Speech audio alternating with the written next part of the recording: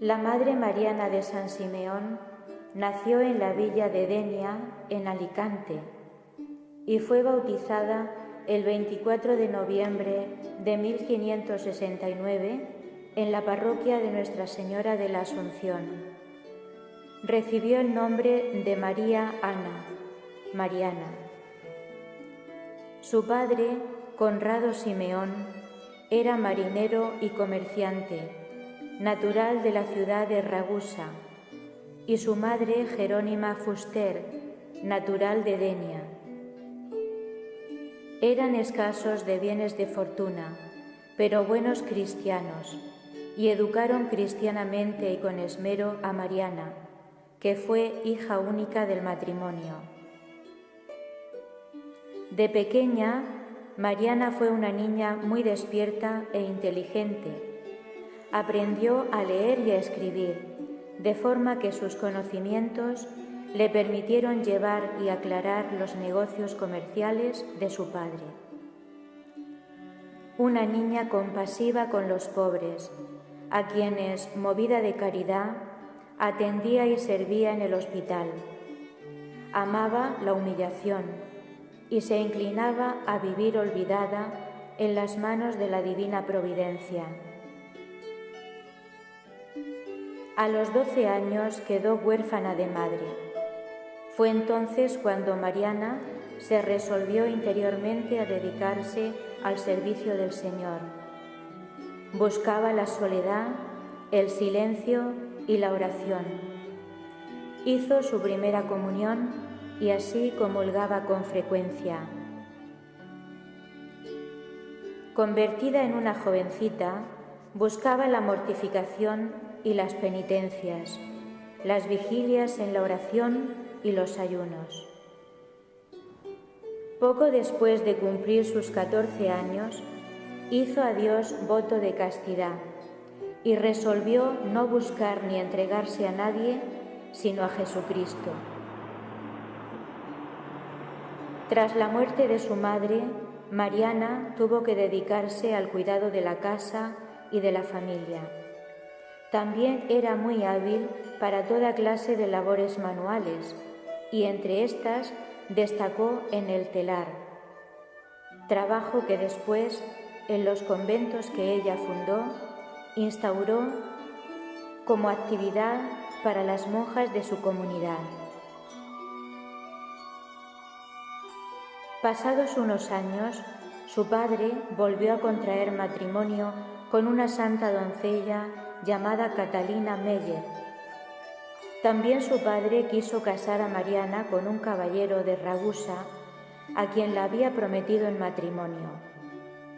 Mariana se negó, pues ya había hecho voto de castidad a Jesucristo, como el único esposo de su alma. Su padre insistió en casar a Mariana aún en contra de su voluntad, e incluso comenzó a preparar las cosas necesarias para la boda. En ese punto cayó enfermo de gravedad el pretendiente de Mariana y estuvo a punto de morir.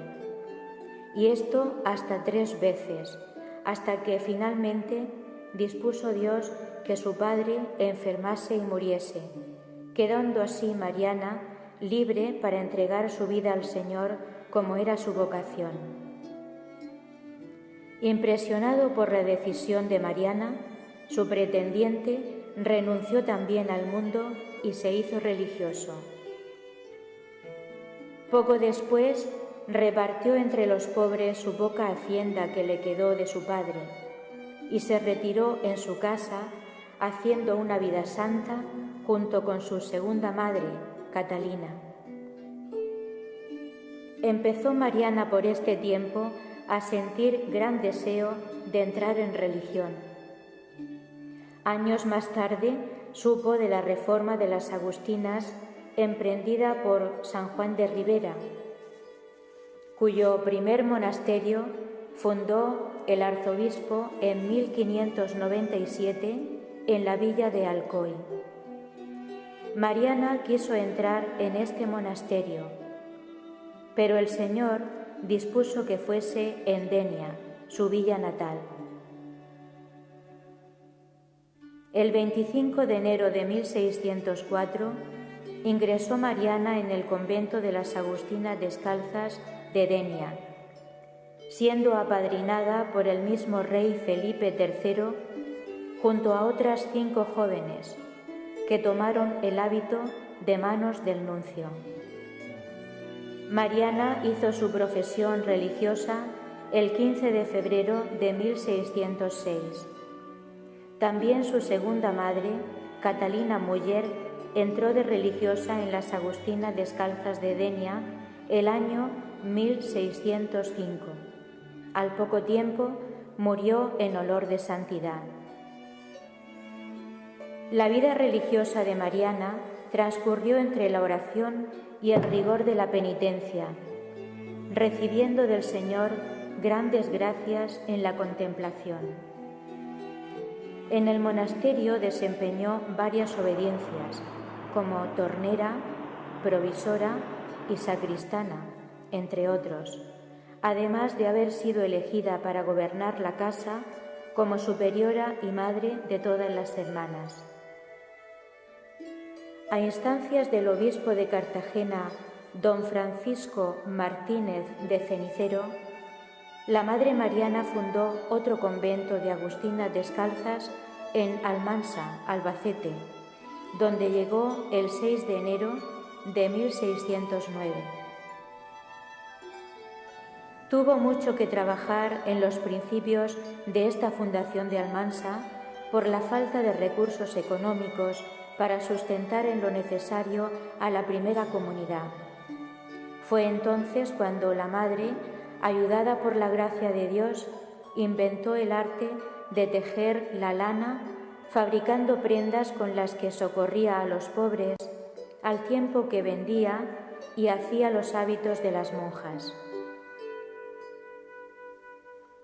Fue regalada por Dios con muchos dones, el discernimiento de espíritus y deseo de gran ver perfección en los sacerdotes y en sus monjas. El ejemplo de su vida llegó a oídos del obispo don Francisco Martínez, quien, prendado de su santidad, pidió a la Madre Mariana que fuese a fundar otro monasterio en la diócesis de Murcia. Había en dicha ciudad 2 damas de la nobleza que querían ayudar con sus bienes a esta fundación. Dichas señoras fueron las hermanas Luisa y Juana Fajardo. Obtenida la licencia del Consejo Real para fundar en Murcia, se dispuso la Madre Mariana a poner por obra la orden del obispo. Salió con sus monjas de Almansa a mediados de febrero, en pleno invierno. Iba muy enferma y con calentura. Llegaron a Murcia el domingo 21 de febrero de 1616, alojándose esa noche en casa de la fundadora, doña Luisa Fajardo, en Espinardo. La fama de santidad de que venía precedida la Madre atraía a multitud de gente deseosa de conocerla y tratar con ella. Así, una de las principales jóvenes de Murcia abrazó la nueva reforma de las Agustinas Descalzas. Esta joven, rica y bella, tenía 16 años y se llamaba Luisa de la Santa Cruz. El 14 de marzo de 1616 tomaron posesión de la casa que iba a ser la primera morada de la fundación, situada en la Plaza San Ginés, muy cerca de donde hoy se sitúa el actual monasterio. A esta se dio el nombre de Corpus Christi. Desde la parroquia de San Bartolomé se inició una procesión con el Santísimo Sacramento, en la que juntamente con la Madre Mariana iban también las jóvenes que ese mismo día habían de vestir el hábito de agustinas descalzas. La procesión llegó hasta la iglesia de San Ginés, donde se estableció el primitivo monasterio. Tomaron el hábito doña Luisa Fajardo, quien había ayudado con sus bienes, que se apellidó de la Cruz, su hermana Juana del Santísimo Sacramento, la joven Luisa de Santa Cruz, que se llamó de Jesús, y una hermana de obediencia llamada Polonia de San Juan Evangelista. No reunía la casa buenas condiciones para la comunidad ni la iglesia de San Ginés, por lo que la madre procuró otro sitio más conveniente. Pronto lo encontró junto a las puertas de Castilla y pudo comprarlo con ayuda de censos antiguos, parte de la dote de la hermana Luisa de Jesús y algunas limosnas. El 28 de julio de 1616 se trasladó la comunidad al nuevo convento y allí colocaron al Santísimo Sacramento hasta que se pudiese edificar iglesia. En los principios padecieron las monjas mucha falta de cosas y de dinero, dificultades que la Madre Mariana soportó dispuesta a trabajar con la confianza puesta en el Señor, con tal de no abandonar la fundación, sabiendo que Dios no la había de desamparar. Le ayudó mucho la comunidad de agustinas de Almansa, fundada por ella misma, enviándole desde allí el producto de su trabajo manual, así como telas, tejidos de lana y seda de diversos colores, tanto para la comunidad como para la venta. Así consiguió la Madre Mariana salir adelante con la fundación de Agustinas Descalzas de Murcia. A consecuencia de tantos trabajos y sufrimientos, llegó a enfermar la madre hasta llegar casi a la muerte. Sus palabras y sus pensamientos ante las contrariedades eran: mi esperanza en Dios está. Al tiempo profesaron las jóvenes novicias y otras jóvenes que, atraídas por la fama de santidad de la madre, pedían ingresar en el monasterio, llegando hasta a faltar sitio y celdas para dar entrada a las que pretendían ser monjas agustinas. En 1623 se logró tener convento e iglesia completamente acabados y con sitio suficiente para más religiosas. No faltaron milagros en la construcción de la iglesia, atribuidos todos a la intercesión y oración de la Madre Mariana. Se hizo a cargo también, al tiempo que se encontraba como priora en Murcia, de la fundación de Almansa y consiguió levantar ambas comunidades con su buen espíritu y la sabiduría con que el Señor la regalaba. Procuró fielmente que se guardaran la regla y las constituciones y la observancia regular en sus conventos, medios para alcanzar la santidad de vida a la que aspiran las monjas. Fue de excelente capacidad intelectual, viva penetración, agudo ingenio y gran corazón. Era muy amante la madre de las flores y de adornar los altares. Todavía se conserva en la actualidad un jazminero que la madre hizo plantar en el huerto del convento, cuyo aroma sigue perfumando los claustros y las dependencias dedicadas al culto eucarístico. A los dones de la naturaleza con que la dotó el Señor se añadían los de la gracia, llegando a la práctica heroica de las virtudes teologales y obras de misericordia.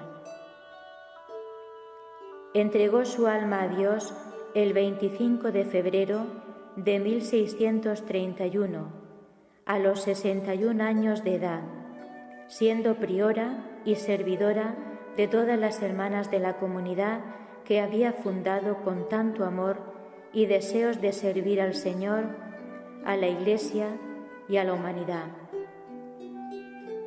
Su cuerpo fue sepultado en un altar del coro del convento, a instancias del entonces obispo Fray Antonio de Trejo, quien sentía una gran veneración por la Madre. En el cementerio del monasterio hay también enterrados 3 obispos, benefactores del convento, entre ellos Juan Mateos, que movidos de devoción y admiración a la Madre y a la santidad de las monjas, quisieron ser enterrados con las religiosas. Años después, los huesos de la Madre Mariana fueron colocados en una arqueta que actualmente las monjas llaman el Arca de la Santa Madre, que había sido regalada por el Cabildo al convento.